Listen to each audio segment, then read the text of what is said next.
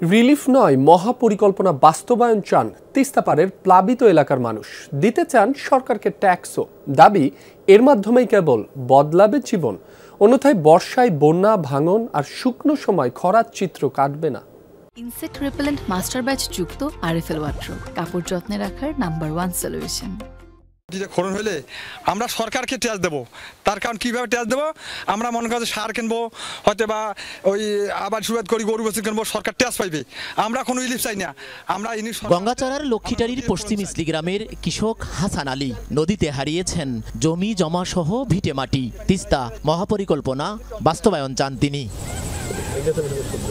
তিস্তার পানিতে ডুবে আছে অববাহিকার চরাঞ্চল এবং নিম্নাঞ্চল। বাসা বাড়ি জলমগ্ন, ডুবে আছে রাস্তাঘাট, ফসলের ক্ষেত, কারো ভেসে গেছে পুকুরের মাছ। হতাশা পিছু ছাড়ছে না বছরের পর বছর। পানির জন্য আমরা কোথাও বেড়া করা করতে পারতেছি না। পাকশাক যে করবো ঠিক মতো পাকশাক করে আমরা খাইতে পারতেছি না। 90 দিন থেকে এভাবে পানি ভরা আছে ও মাছ চলে গেছে। 3 একর জায়গার মতো ক্ষেত লাগাইছিলাম ধান, এই বন্যায় আসি আমাদের এগুলা ক্ষতিগ্রস্ত হয়ে গেলাম আমরা।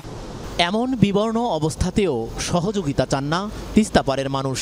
তারা চান মহাপরিকল্পনা বাস্তবায়ন। প্রত্যাশা, এতে জীবনে আসবে স্বাচ্ছন্দ্য। আমরা 1 সপ্তাহ ধরে প্রায় পানিবন্দী হয়ে আছি। সবাই বলে তিস্তা খননের কাজ হবে, তিস্তা তো কোনো খননের কাজ আমরা দেখতেছি না। এই তিস্তা পরিকল্পনা নিচ্ছে সরকার, কিন্তু বারবার কথাবার্তা হয়, কিন্তু সরকার কিন্তু এটা বাজেট করতেছে না। উত্তরাঞ্চলের 2 কোটি মানুষের লাইফলাইন তিস্তা বাঁচাতে এই সরকারের আমলেই তিস্তা মহাপরিকল্পনার কাজ শুরুর দাবি আন্দোলনকারীদের। দুর্গত এলাকা পরিদর্শন করে এ ব্যাপারে আশ্বস্ত করেছেন রংপুরের জেলা প্রশাসক।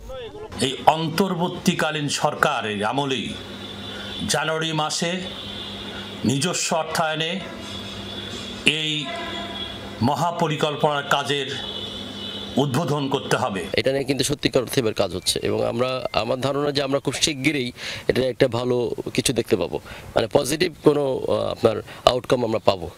উজানের ঢলে চলতি মৌসুমে 3 দফা প্লাবিত হয়েছে তিস্তা পাড়ের জনপদ। পরিসংখ্যান বলছে 152 কিলোমিটার তিস্তা অববাহিকার 12টি উপজেলার 48টি ইউনিয়নের প্রায় 215টি গ্রামের অন্তত 2 লাখেরও বেশি মানুষ ফি বছর এভাবে বন্যা আর ভাঙনে বিবর্ণ দশায় জীবনযাপন করেন। তাদের দাবি, তিস্তা মহাপরিকল্পনা বাস্তবায়ন করা গেলেই কেবল এই দীর্ঘ কষ্টের লাঘব হবে তাদের। সরকার, মাঝারুল মান্নান, যমুনা নিউজ, গঙ্গাচড়া, রংপুর।